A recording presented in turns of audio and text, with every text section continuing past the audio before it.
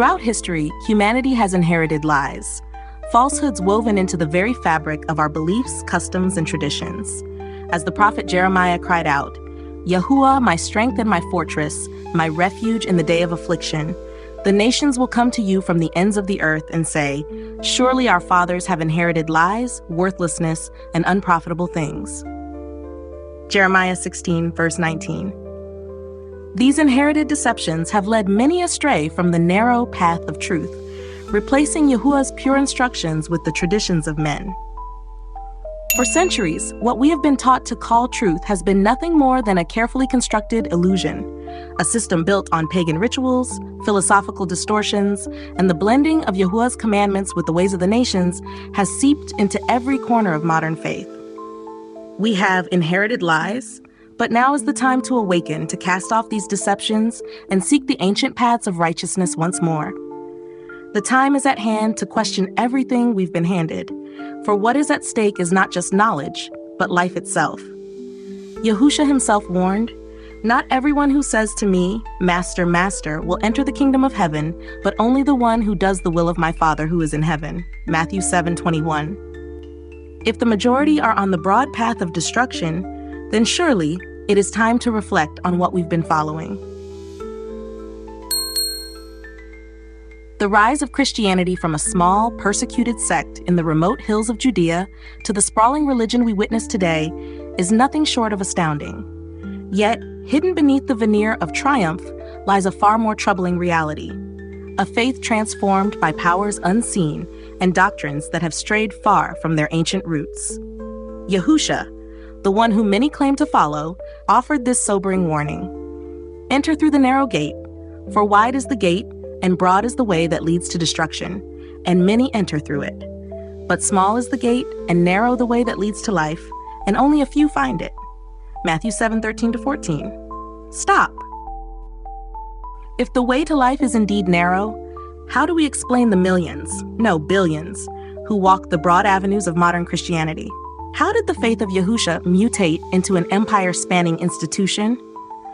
What force lurks behind this deception? The scriptures hold the key, and Yahushua himself warned us repeatedly against those who would lead the faithful astray.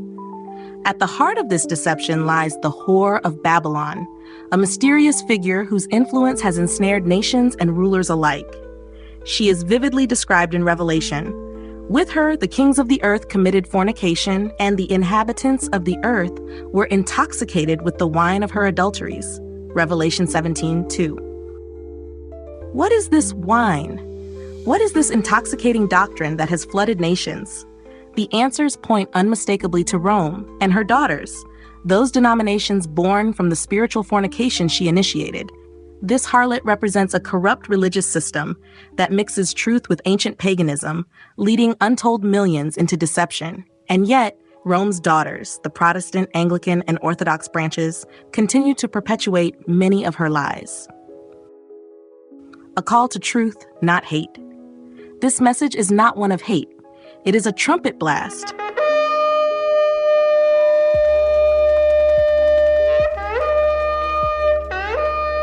A clarion call to awaken.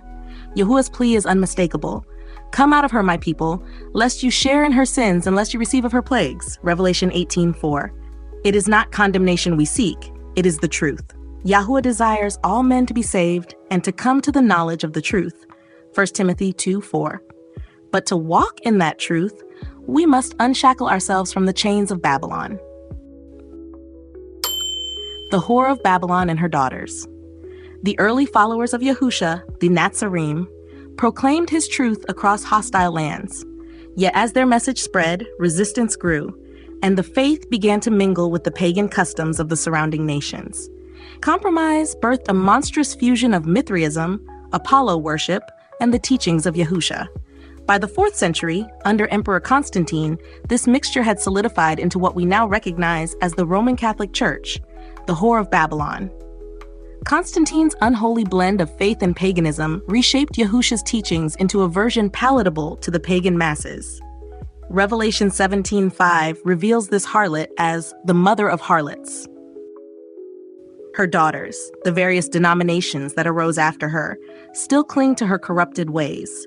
They perpetuate false doctrines, masquerading as truth, while leading millions down the wide path of destruction. Gnosticism and Neoplatonism, the philosophical poison. Compounding the damage were the influences of Gnosticism and Neoplatonism, philosophies that swept through the early church, sowing further deception. Gnosticism, with its disdain for the physical world, infiltrated the faith and led many to reject the Torah, viewing the material world as evil. Yet Yah's word declares, "And Yahuah saw everything that he had made, and behold, it was very good." Genesis 1:31. Neoplatonism, deeply rooted in the teachings of Plato, invited mystical experiences and asceticism. It celebrated the abstract and spiritual over the concrete and practical commandments of Yahuah. Both these philosophies diluted Yahusha's teachings, diverting attention from obedience to Yahuah's Torah to an illusory pursuit of hidden knowledge. Paganism, the dark roots of modern Christianity. If there remains any doubt of this deception, one need only look at the adoption of pagan customs within modern Christianity. From the worship of the sun god Mithras to the veneration of Apollo and Zeus, these ancient deities were subtly blended with the image of Yahusha. The day of the sun, Sunday, replaced the true Sabbath. The celebration of Yahusha's birth was moved to December 25th, in line with the pagan festival of Sol Invictus. All of this was done in direct defiance of Yahuah's command. Do not inquire about their gods, asking, "How do these nations serve their gods?" We will do the same. You must not worship Yahuah in their way. Deuteronomy 12:30-31. These lies persisted for centuries through the God of Protestant Reformation, and even today, most Christian denominations still uphold many of the pagan-rooted doctrines handed down from the whore of Babylon herself. Constantine, the emperor who rewrote the faith. Constantine's influence on early Christianity cannot be overstated.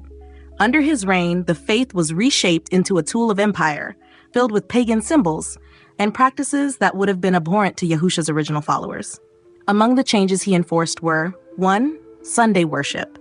A decree in 321 AD officially replaced the Sabbath with Sunday, the day dedicated to the sun god. 2. Council of Nicaea. In 325 AD, key doctrines, including Yahusha's divinity, were redefined to align more closely with pagan beliefs about Zeus and Apollo. Number 3. Changing Passover. The observance of Passover was replaced by Easter, a festival rooted in the worship of the fertility goddess Ishtar. The Daughters' Legacy. The Daughters of Babylon, Protestant denominations, Eastern Orthodoxy, and the Anglican Church have followed in their mother's footsteps. Though they claim to reform, they have merely repackaged the same lies. Sunday worship, Christmas, Easter, these practices remain unbroken ties to Babylon. Their refusal to return to Yahuah's commandments keeps them shackled to the harlot system, leading millions down a path of destruction. Now is the time to heed Yahuah's call. Come out of her, my people. Revelation 18:4. Enter by the narrow gate, for it leads to life and is the path less traveled. Yahusha is the true way and the life. There is no other. Embrace this journey with faith and perseverance, knowing that while the way may be challenging, it is through Yahusha and this narrow gate that we find true and everlasting fulfillment in Yahuah's presence. May we walk this path with wisdom and unwavering commitment, reflecting his light to guide others along the way. The hour grows late and the promised land draws near. Let us abandon the false doctrines that have led so many astray and return to the ancient paths, seeking Yah's truth in humility and obedience.